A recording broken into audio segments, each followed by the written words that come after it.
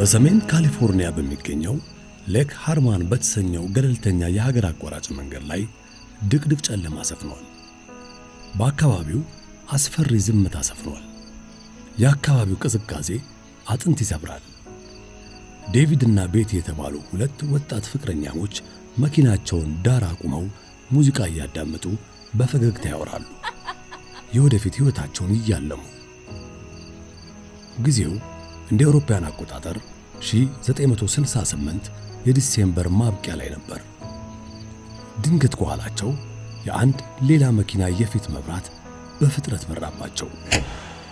ይህ ከፍተኛ መብራት መኪናቸውን ዘልቆ አይናቸውን አጥበረበረው። መኪናው ከኋላቸው ቆመና ወዲያው አንድ ሰው ወረደ። የጫማው ኮቴ በጠጠሩ መንገድ ላይ ሲረግጥ የሚፈጥረው ድምፅ ወደ እነሱ እየተቃረበ መጣ። ወጣቶቹ ሊያዩት ቢሞክሩም የራሳቸው መኪና መስታወት በጭጋግ ስለተሸፈነና ከኋላ ያለው መብራት ስለጋረዳቸው ምንም ማለት አልቻሉም። ያዩት ነገር ቢኖር በጨለማው ውስጥ ብቅ ያለውን ረጅም ጥላና ወደ መስኮቱ የተቃረበ ባለ 5 ኢንች የሽጉጥ አፈሙዝ ብቻ ነበር። ያለምንም ማስጠንቀቂያ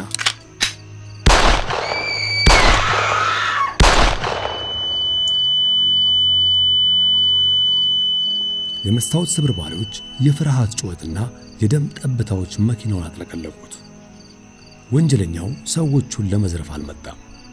ወርቅና ብር አልፈለገም። የፈለገው ሕይወትን መቅጠፍ ብቻ ነበር።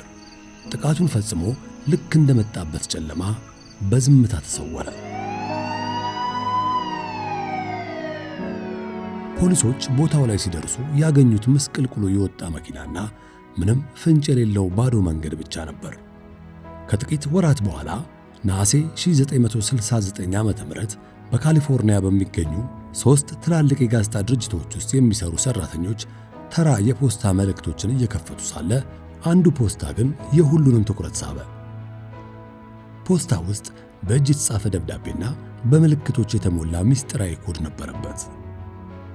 የደብዳቤው መክፈቻ መስመር እንዲህ ይል ነበር: ውድ አዘጋጅ፣ ይህን የሚናገረው የዞዲያክ ነው። ይህ አረፍተ ነገር መላውን አሜሪካ በቁም የሚያንቀጠቀጥ የፍርሃት መጀመሪያ ነበረ።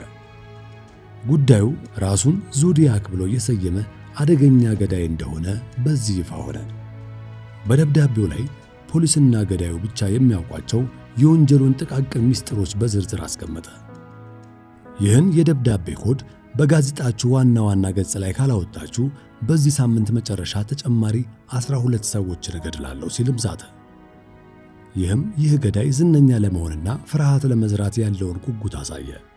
በደብዳቤው ግርጌ ላይ ደግሞ የራሱን ፊርማ አስቀመጠ። ፊርማው የአንድ ጠመንጃ ማለሚያ የሚመስል አንድ ክብና በውስጡ መስቀል ምልክት ነበረበት። መላው ሳን ፍራንሲስኮ ከተማ በድንጋጤ ተዋጠች። የአሜሪካ ምርጥ የኮድ ተንታኞች፣ የኤፍቢአይ ወኪሎችና ሳይንቲስቶች ገዳዩ የላከውን ባለ 408 ፊደላት ምስጢራዊ ኮድ ለመፍታት ሌት ተቀን ተቀመጡ። ኮዱ ሲፈታ ግን የተገኘው መልእክት ይበልጥ አስፈሪ ነበር። ሰዎችን በመግደል በጣም ደስ ይለኛል፣ ምክንያቱም ከጫካ አራዊት ይበልጥ ሰዎችን መግደል ያረካኛል የሚል ሽብር ነዢ መልእክት ነበረ።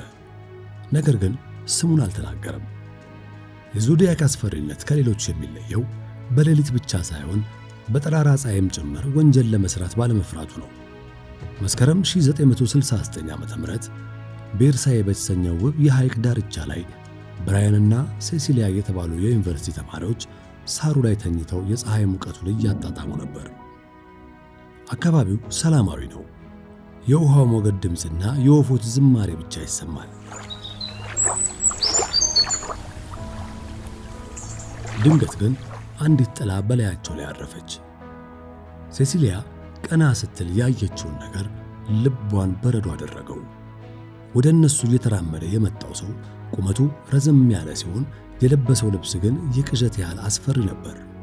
ሙሉ ሰውነቱን የሚሸፍን ጥቁር ልብስ ለብሷል። ጭንቅላቱ ላይ ደግሞ የዓይኑ ቦታ ላይ ብቻ የተበሳ እስከ ደረቱ የሚወርድ የቆዳ ኮፍያ አድርጓል። ይበልጥ ዘግናኝ የሚያደርገው በደረቱ ላይ በደብዳቤዎቹ ላይ የሚጽፈው የዞዲያክ ምልክት በነጭ ቀለም በትልቁ ተስሎ ነበር። በወገቡ ላይ ደግሞ አንድ ወታደር የሚታጠቀው ረጅም ቢላዋና ሽጉጥ ተንጠልጥለዋል። ተማሪዎቹ መጀመሪያ ላይ ፊልም እየተቀረጸ ወይም ቀልድ መስሏቸው ነበር። ነገር ግን ሰውየው በረደደ ድምፅ እኔ ከእስር ቤት ያመለጥኩ ወንጀለኛ ነኝ፣ መኪናችሁንና ገንዘባችሁን እፈልጋለሁ አላቸው። ልጅቷን በገመድ እንዲያስር ለብራያን ገመድ ሰጠው። ከዚያም ብራያንን አሰረው። ተማሪዎቹ የተናገረው ሁሉ በሰላም ፈጸሙ። ነገር ግን ሙሉ በሙሉ ካሰራቸው በኋላ የሰውየው ዓላማ ሌላ መሆኑን ተረዱ። ያንን ረጅም ቢላዋ መዘዘ። ያለምንም ርኅራኄ በጠራራ ፀሐይ በዚያ ውብ ሐይቅ ዳርቻ ላይ ጥቃቱን ፈጸመባቸው። በኋላም ወደ መኪናቸው በመሄድ በመኪናው በር ላይ በጥቁር እስክሪብቶ የወንጀሉን ቀንና ሰዓት እና የራሱን ምልክት ጽፎ ልክ እንደ ጭጋግ ተሰወረ። ከጥቂት ሰዓታት በኋላ ደግሞ ራሱ ለፖሊስ ደውሎ የመግደል ወንጀል ፈጽሜያለሁ ብሎ መረጃ ሰጠ። ፖሊሶች የዞዲያክን ድምፅ በስልክ ሰምተዋል። የእጅ ጽሑፉንም በሚገባ ያውቃሉ። ከጥቃቶቹ የተረፉ ሰዎች የሰጡት መረጃ መነሻ በማድረግ መልኩንም ስለውታል። አንድ ጊዜ አንድ የታክሲን አሽከርካሪ ገድሎ ሲሰወር ሁለት የፖሊስ መኮንኖች በቅርብ ርቀት መንገድ ላይ ቢያዩትም በሬዲዮ የተላለፈውን መረጃ ጥቁር ሰው ፈልጉ የሚል ስለነበረ ይህንን ነጭ ሰው ሳያቆሙት አልፈዋል። ገዳዩ ከፖሊሶች እጅ በሴኮንዶች ልዩነት አምልጧል። ዞዲያክ በፖሊስ ላይ ማሾፉን ቀጠለ። የሳን ፍራንሲስኮ ትምህርት ቤት አውቶቡሶችን አፈነዳለሁ እና ሕፃናትንም እገድላለሁ እያለ ዛተ። መላው ከተማ በፍርሃት ሽባ ሆነ። ወላጆች ልጆቻቸውን ወደ ትምህርት ቤት ለመላክ ፈሩ። ነገር ግን በ1970ዎቹ መጀመሪያ ላይ ይህ ምስጢራዊ ገዳይ ደብዳቤ መጻፉን በድንገት አቆመ። ልክ እንደመጣበት ፍጥነት ድምፁም በዛው ጠፋ። በደብዳቤዎቹ ላይ 37 ሰዎች መግደሉን ቢናገርም ፖሊስ ግን ማረጋገጥ የቻለው የ5 ሰዎችን ግድያ ብቻ ነበር። በመቶዎች የሚቆጠሩ ተጠርጣሪዎች ተመረመሩ። በሺዎች የሚቆጠሩ ፍንጮች ታዩ። ነገር ግን አንዳቸውም የዞዲያክን ጭራቅነት ሙሉ በሙሉ ሊያረጋግጡ አልቻሉም። ታሪኩን ይበልጥ ልብ አንጠልጣይ የሚያደርገው ገዳዩ ካሊፎርኒያን ካሸበረ ከ51 ዓመታት በኋላ እንደ አውሮፓውያን አቆጣጠር 2020 ዓመተ ምህረት ላይ 3 በጎ ፈቃደኛ የኮምፒውተር ባለሙያዎች እጅግ የተወሳሰበውና Z340 የተባለውን የዞዲያክ ሁለተኛ ኮድ መስበር መቻላቸው ነው። መላው ዓለም ገዳዩ ስሙን ተናግሮ ይሆን በሚል በጉጉት ጠበቀ። ነገር ግን ከተፈታው ኮድ ውስጥ የወጣው መልእክት እንዲህ የሚል ብቻ ነበር። እኔን ለመያዝ እየሞከራችሁ ብዙ እንደተደሰታችሁ ተስፋ አደርጋለሁ። በቲቪ ላይ ስለ እኔ የተናገረው ሰው እኔ አይደለሁም። እኔ የሞት ክፍል ውስጥ ለመግባት አልፈራም፣ ምክንያቱም ይበልጥ በፍጥነት ወደ ገነት ይወስደኛል። አሁን እዚያ እኔን የሚያገለግሉኝ ብዙ ባሪያዎች አሉኝ። የዞዲያክ ገዳይ ማን ነበር? አሁንም በሕይወት አለ ወይስ በሚስጥር ሞቷል? ይህ ጥያቄ እስከ ዛሬ ድረስ መልስ አላገኘም። እርሱ ማንነቱን ሳይገልጽ የፊቱን ጭንብል ሳያወልቅ በሰው ልጆች ታሪክ ውስጥ ትልቅ እንቆቅልሽ ሆኖ በጥላው ውስጥ እንደተሸሸገ ቀርቷል። አስተያየታችሁን በኮሜንት መስጫ ላይ አስፍሩልን። ስለተከታተላችሁን እናመሰግናለን።